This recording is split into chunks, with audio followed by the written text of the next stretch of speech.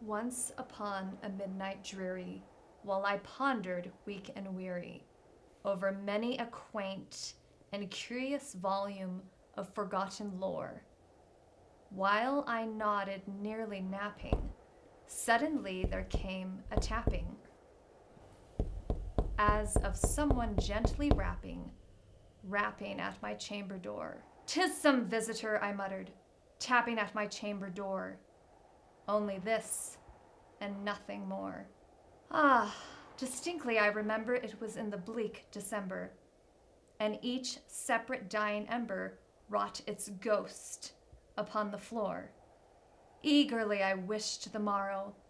Vainly I had sought to borrow from my book's surcease of sorrow. Sorrow for the lost Lenore, for the rare and radiant maiden whom the angels name Lenore, nameless here forevermore.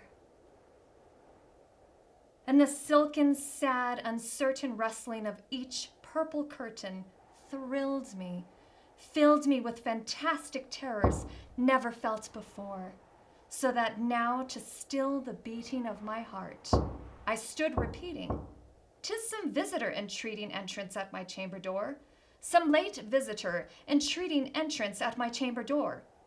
This it is, and nothing more." Presently my soul grew stronger, hesitating then no longer.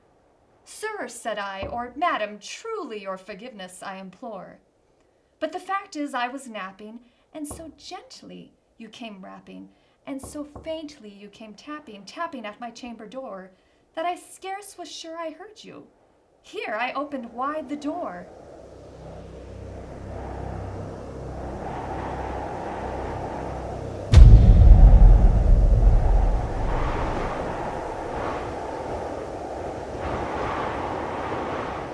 Darkness there, and nothing more.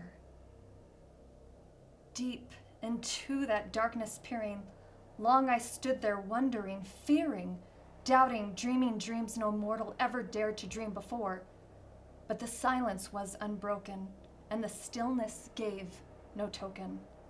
And the only word there spoken was the whispered word, "Lenore?" This I whispered, and an echo murmured back the word, "Lenore?" Merely this, and nothing more. Back into the chamber turning, all my soul within me burning. Soon again I heard a tapping, somewhat louder than before. "Surely," said I, "surely that is something at my window lattice. Let me see then what thereat is, and this mystery explore. Let my heart be still a moment, and this mystery explore. 'Tis the wind, and nothing more." Open here I flung the shutter, when with many a flirt and flutter, in there stepped a stately raven of the saintly days of yore.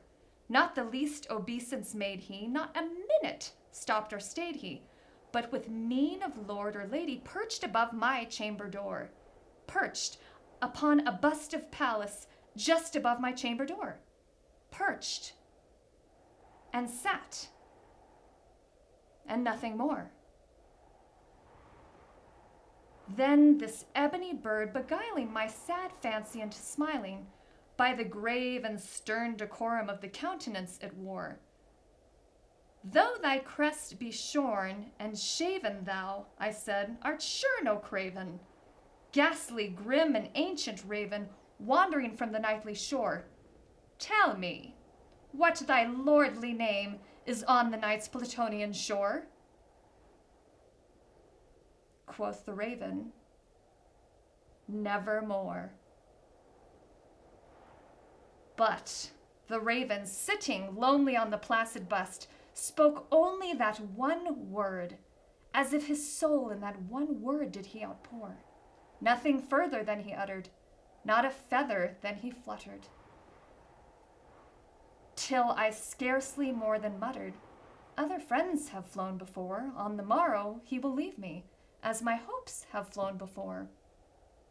Then the bird said, nevermore. Startled at the stillness broken by reply so aptly spoken. Doubtless, said I, what it utters is its only stock and store, caught from some unhappy master, whom unmerciful disaster followed fast and followed faster till his songs one burden bore, till the dirges of his hope that melancholy burden bore of nevermore. But the raven still beguiling all my fancy into smiling, straight I wheeled a cushioned seat in front of bird and bust and door. Then upon the velvet sinking, I betook myself to linking, fancy unto fancy, thinking what this ominous bird of yore, what this grim, ungainly, ghastly, gaunt, and ominous bird of yore meant in croaking nevermore. This I sat engaged in guessing, but no syllable expressing to the fowl whose fiery eyes now burned into my bosom's core. This and more I sat divining with my head at ease reclining on the cushion's velvet lining that the lamplight gloated o'er. But whose velvet violet lining with the lamplight gloating o'er? She shall press, nevermore.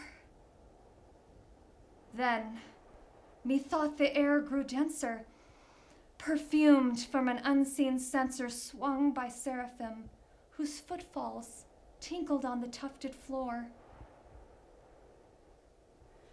Wretch, I cried, thy God hath lent thee by these angels, he hath sent thee respite and nepenthe from thy memories of Lenore.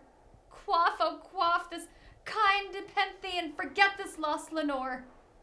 Quoth the raven, nevermore. Prophet, said I, think of evil, prophet still, if bird or devil, whether tempter sent or whether tempest tossed thee here ashore, desolate yet all undaunted on this desert land enchanted, on this home by horror haunted. Tell me truly, I implore, is there balm in Gilead? Tell me, I implore. Quoth the raven, nevermore. Prophet, said I, think of evil. Prophet still, if bird or devil. By that heaven that bends above us, by that God we both adore, tell this soul with sorrow laden if within the destined Aiden it shall clasp a sainted maiden whom the angels name Lenore. Clasp a rare and radiant maiden whom the angels name Lenore. Quoth the raven, nevermore. Be that word our sign in parting. Bird or fiend, I shrieked, upstarting. Get thee back into the tempest in the night's Plutonian shore. Leave no black plume as a token of that lie thou soul hath spoken. Leave my loneliness unbroken. Quit the bust above my door. Take thy beak from out my heart, and take thy form from off my door. Quoth the raven, nevermore. And the raven, never flitting, still is sitting on the pallid bust of Pallas just above my chamber door.